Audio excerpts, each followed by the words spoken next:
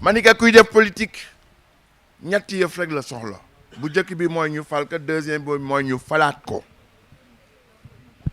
ñetteel bi mooy lan mooy mu bàyyi turam ci àdduna kon ñoom Alaaji Malick ñu ngi leen di fàttaliku ba tey te nekkatuñ fi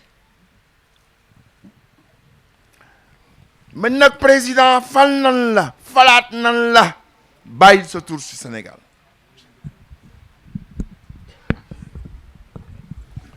bàyyi sa tur ci Sénégal nag mën na nekk comme Desmond Tutu wala Mandela man ni ko man boobu laa la yéene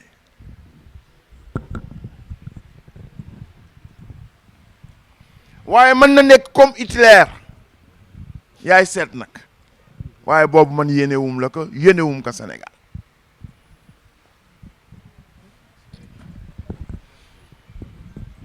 waaye soo gisee ni muy jëfandikoo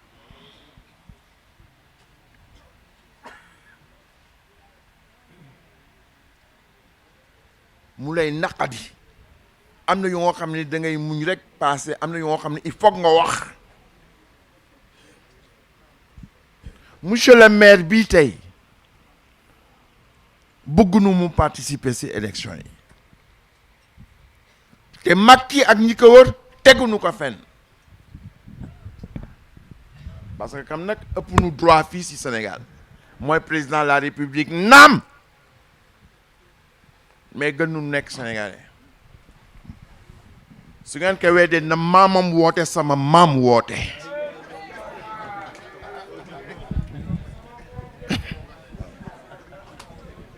xam ngeen ko lii xam ngeen ko na maamam woote sama maam woote xam ne ëppale wu ma ci Sénégal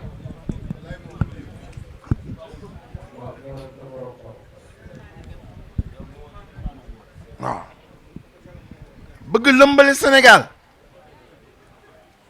di jël ay décisions yoo xam ni jaarul yoon kenn mënu ko accepter kenn ñemewu ko def France waaw jël xaalisu Sénégal di ko jënd nit ñi pour ñu wooteel la waaw fekk ay gor nga jënd seen diine jënd seen gor uniquement pour ñu wooteel la en France ku ger nit pour mu wooteel la kaso ba nga jëm kenn ñemewu ko fa def partout sur l'étendue du pays ñu ngi jël xaalis bi di jël ay nit pour ñu wooteel leen te ñëpp yéen ñëpp a ko xam ah di def li ñuy wax les voltigeurs nga nekk Pikine ñu yóbbu le Grand Dakar pour nga voter fa jox la fa carte d'électeur ko kenn ñemewu ko def fu dul fii Sénégal te ñoom ñoo nekk ci xolu loolu jël benn décision ci magay ñoom fi ñu àggee foofu rek laa xam ni ñii duñu ay nitu dara faynu naar ba xoromam maa ngi fàttaliku en 2014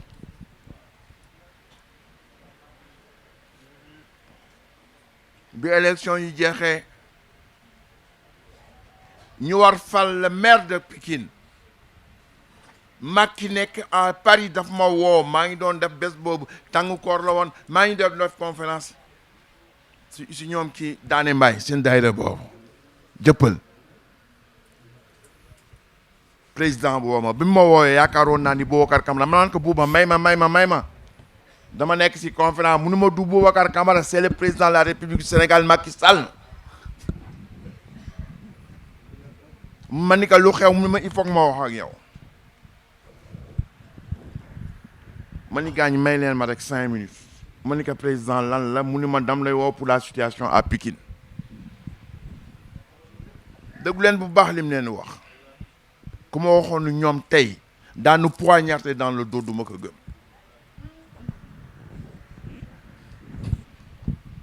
ma ni ko lu xew mu ni Pikine situation bi mënuñu ko perdre le PDS mënu ko jël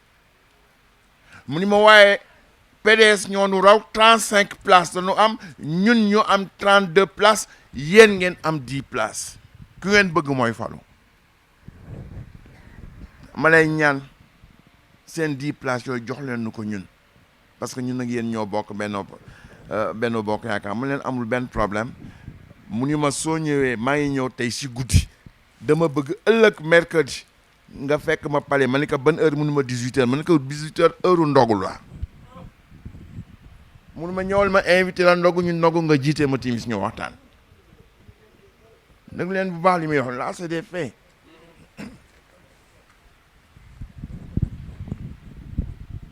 ma dem ñu waxtaan ñu ndogu ma jiite ko timis après mu woo Ablaye Timbo bi fekk daf ma laaj lan ngeen bëgg dans la municipalité de Pikine moo ma magee mu ni ma ñun le premier adjoint au maire ma wax ko président bi def ko haut-parleur ni ko déglu mu déglu ma ni ko le premier adjoint au maire noonu ak le 5e adjoint au maire ak des commissions mu ni ma yëpp danaa ko def woo Ablaye Timbo ni ko li sëñ Mansour def bëgg yëpp na ngeen leen ko defal bi ñu d'accord si loolu le premier ministre Ben Abdallah woo leen ñoom ñi ñu dem à la primature pour mu jox leen xaalis bi ñu laate dem leen su leen joxe xaalis lànk leen ba pare woo nag premier ministre bi ni ko nag def ma woon ni ma wooye ñu ngi jógee ci koor gi xam naa ñi ñëpp soxla na xaalis pour koor gi yooyu sa gars ñi daal suñu ñëwee naa tagal da si am man ni ko bu leen ko jox wax naa leen déjà soxla ñu joxe xaalis mun ko jël waaw ñu dem def élection yi ñu fexe ba nu gagné naru noo nekk ilal abad maire de Pikine ndax ñoo Pikine rek la nu ragal te xam na ñun li nu am si Pikine naru nu ko doon mukk ilal abad te bés boobu mu ma woowee la veille maître Sall benn waaw ñëw du PDS ñëw na sama kër ba 3h du matin pour que 10 voix yooyu ñu jox leen ko ñoom ñëw sa kër man ni ko ñoo lànk jox ko ñoom Macky waaw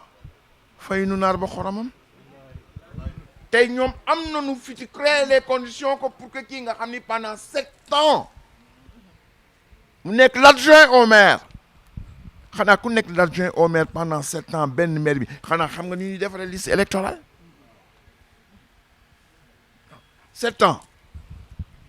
xam maîtriser les procédures de la municipalité boo xam ne Ablaye Timbo si boppam maîtriser wu ko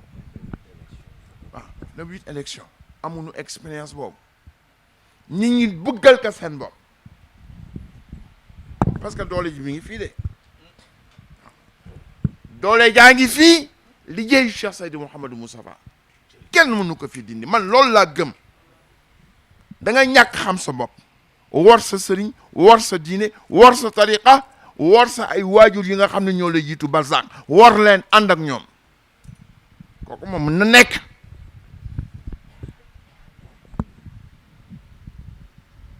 waaye lii fi nekk xam na ni ñun suñu soxlaa suñu sàccul jaaree lekk si yoon suñu soxlaa ñëpp ñàkk nañu loolu nag ñoom xam nañ ko ñu ngi siy liggéey parce que Pikine dafa am importance pour ce pays Pikine dafa am importance te ñun lu nu mën def pour indi jàmm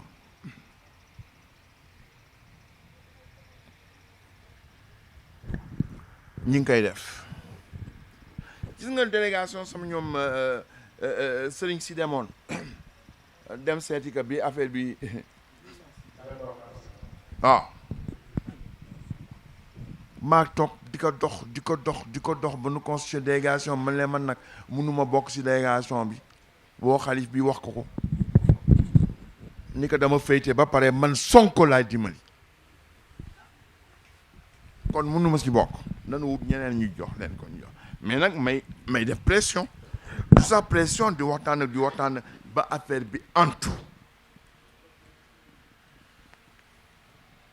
yàlla indi jàmm ñëpp taxaw si ñaan yeeg yëpp dugg si nag mais su fekkee Macky nii la bëgg defee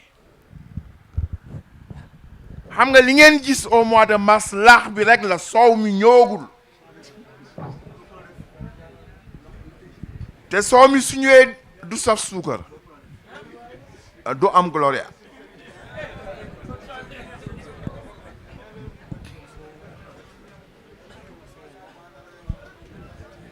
mais il faut mu dellu gannaaw li ñun duñ ko accepter, il faut mu dellu gannaaw.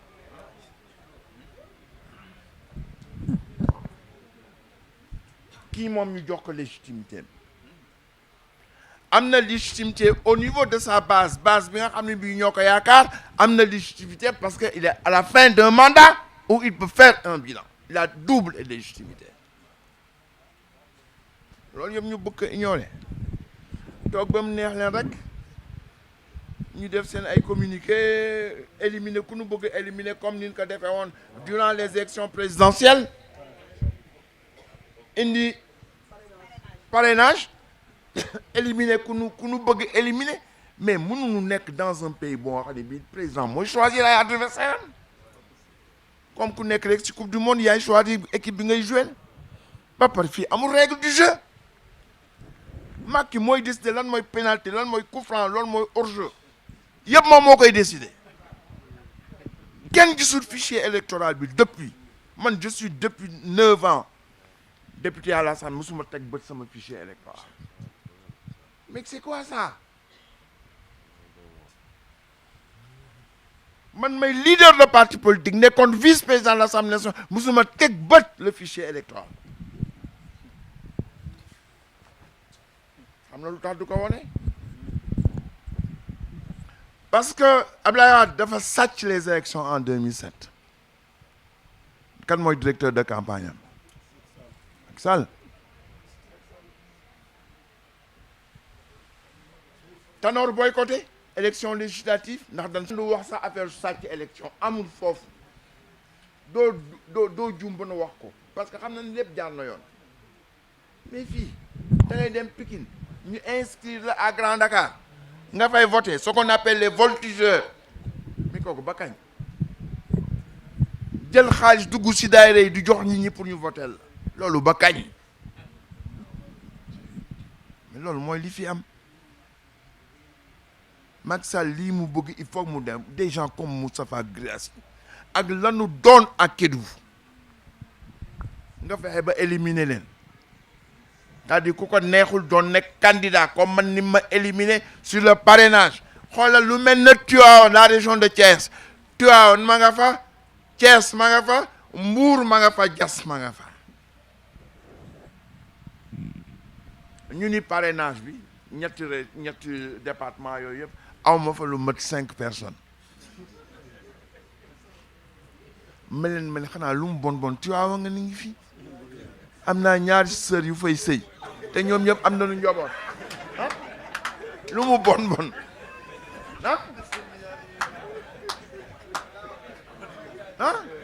ma ne lu mu bon Tivaouane waaw ma ne lu mu bon mais ñu wax 5 laa fa am daal di wax ma saa jas nga xam ni sunu kër foo albatiku ña fay liggéey yëpp jas saa fenn nañu jógee bi mu amee waa kër ga dañu wax mais ñun su ñëwoon fii rek xanaa dina am lu ëpp 5 ñun ñëpp saa fenn nañu jógee waxuma waa Mbour waxuma waa Tivaouane waxuma maa ca ñu ni 5 personnes c'est-à-dire 5 parrains la am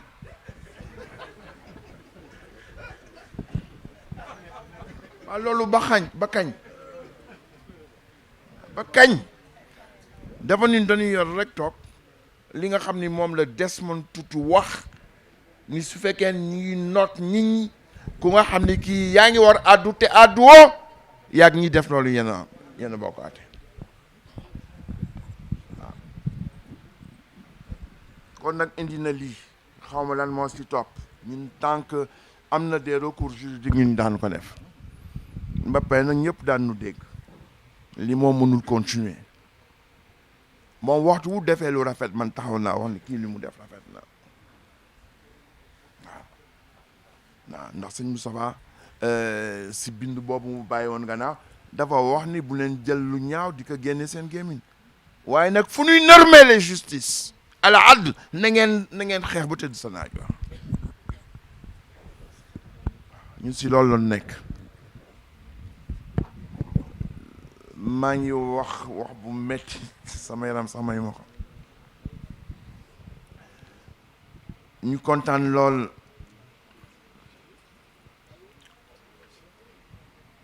ci lii nga xam ni saxal ngeen ko 31 décembre bu ne mu dem maa ngi koy door a fekkee nag waaye nag kontaan naa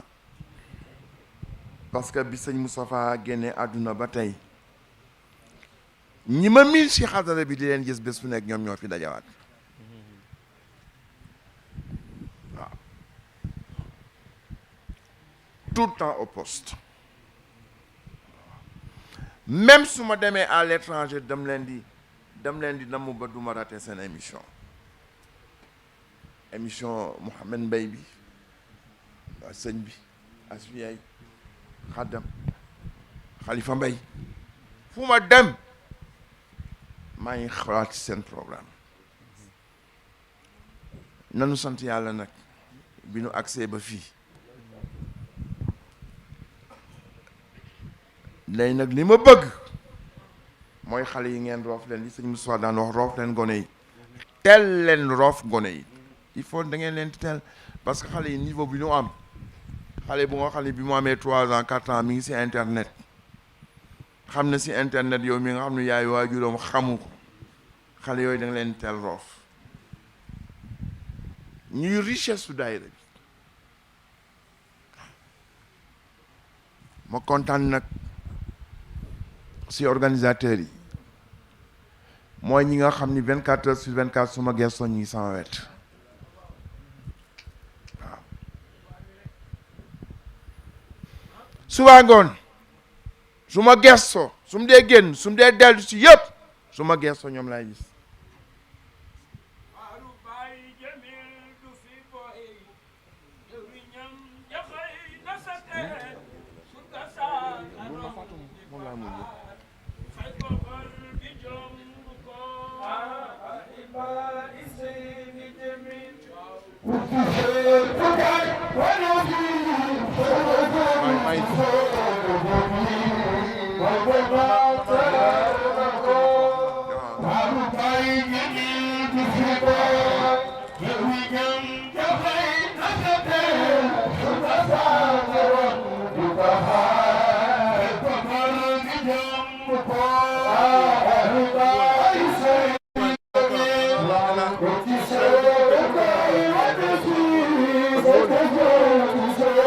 dinaa ko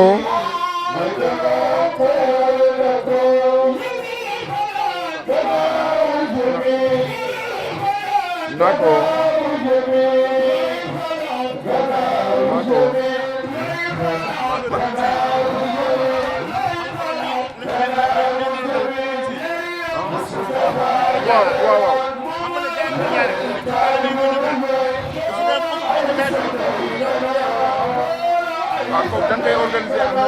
dama ni ñu organiser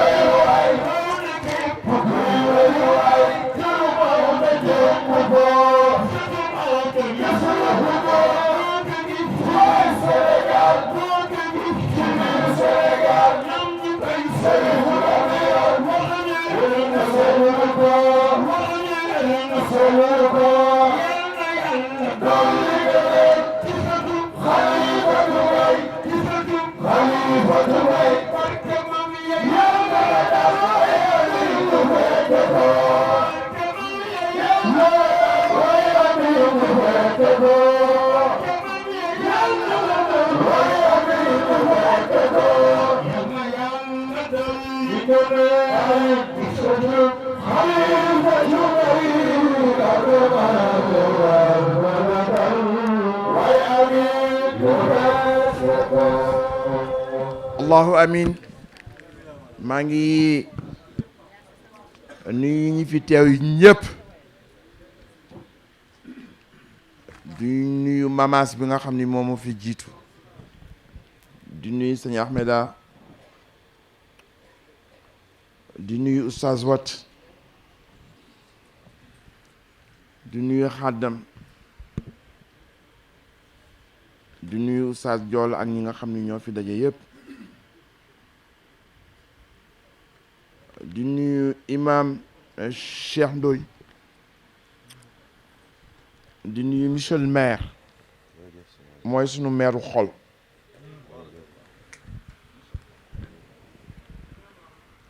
di la wax rek ni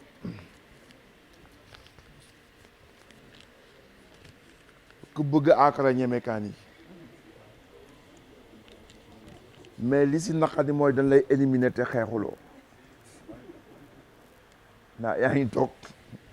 ils te mettent sur la touche c'est-à-dire eux ils vont gagner sans se battre waaw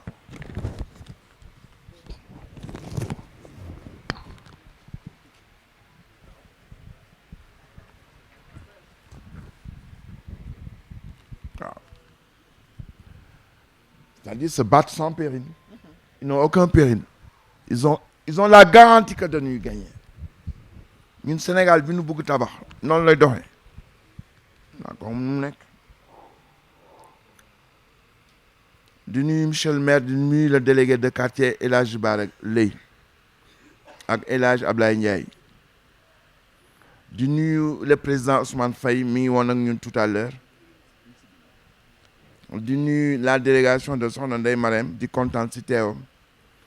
di nuyu le parrain El Hadj Malick War di nuyu la marraine Soxna Awa Fall du noonu la d'accord di nuyu l'invité d'honneur Marie Meng di nuyu les responsables politiques Lamine Gueye Mamadou Gaye ak Ndiaye Ciss di ñaan yàlla ñoom ñëpp li ñuy wut ci élection yi yal na leen ko yàlla jox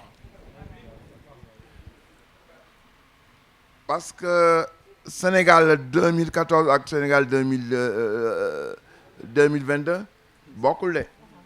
c'est tout à fait différent dafa am lu yàlla xéewali suñ ko bàyyee ci loxo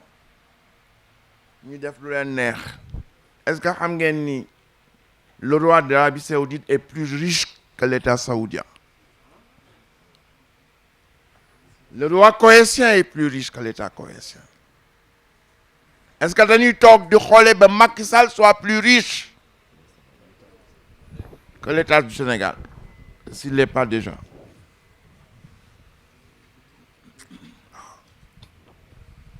moo tax ma wax ni quand l'essentiel est en danger, s'engager est un devoir. Et l'essentiel est en danger. yu mel nii moo lay woon ni l'essentiel est en danger. am na nu doole di ko jaay ñi lu leen neex ñu décider yaakaar ni kenn mënu si dara. bëgguñu Ablaye Timbo jógee si mairie Pikine te su dul woon ñun du fa ñëw. Et ils sont prêts à tout faire. waaw après nag kenn du ko wax. ñi nga xam ne jëndunu la yarunu la jàngalunu la ba bàyyi nag da ngay toog fi di leen wax leen neex du ma ko def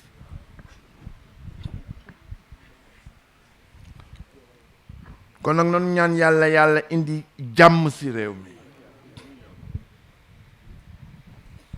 te man rôle boobu laa fi joué maa ngi nekk au conseil mondial des religions pour la paix nettali naa leen réunion internationale yi ma dem yu Allemagne ak fépp Abu Dhabi mais mënuma dem bitim réew di woote jàmm te sama biir réew du ma fa woote jàmm mënu nekk man jàmm laay woote partout ndax man jàmm laa gëm waaw sëñ Abdou dama daa wax lu jàmm mënul régler ay du ko régler bëgguñu xeex ak kenn bëgguñu saaga kenn bëgguñu def kenn lu nga xam ne lii neexu ko waaye du ñu bëggee yéeg suñu kaw dem nag daane wax boobu moom doxul loolu rek la saagawuñu kenn sa mbaay li mu wax injonction paternelle bu wax lu ñaaw di ko génne sa gémmiñ musuma ko def même assemblée nationale su ma gisee may wax daan ma bëgg a entraîner certain niveau damay bañ waaye nag intellectuellement naa ko yëkkati ku ma fi bëgg fekk ma foofu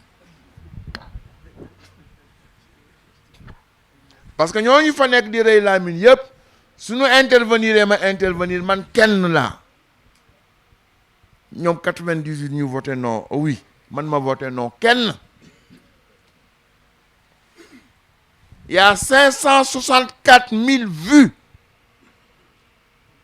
ñu jël sama intervention def koy statut ñooñ di rëy laa min foofu amul kenn ku am sa 2 vues kenn faalewu leen loolu mooy réalité bi kon nag dafa mel na taxaw dafa jot li may wax ni sama yaram sax mayu ma ko waaye taxaw jot na ma ngay fu ngeen ma soxlaa man danaa teew waaw mënoon décider nag lu leen neex mais foo ma soxlaa maa ngi sa wet waaw ngeen ma soxlaa maa ngi sa wet ndax dafa am lu ma moom si yow sëñ Moussa Niang sëñ Moussa daf ma woo ni ma sa pap Moussa mi ngi aj si ma ni ko waaw mu ni ma fu mu mënti nekk na nga fexe ba gis ko bi mu ñëwee ma dem Médine di ko wër booba temps il n'était pas aussi organisé ascenseur yi day panne da ngay def 15 étages ma toog toute une journée di wër góor gi gisuma ko ma jógee fa dem Jadda bi ñu jógee ñoom Médine ñëw Makka ma delluwaat Makka même chose di wër dali benn par benn gisuma góor yi moo obligé dem aji te injonction paternelle la ndigal la boo xam ne bii sëñ Moustapha moo ma ko jox te sëñ Moustapha su la joxee ndigal dañ ko contrôler ndax def nga ko wala defoo ko waaw sama kii yëpp su ma woowee ni ma ndax gis nga sa Pape Moussa lan laa koy laaj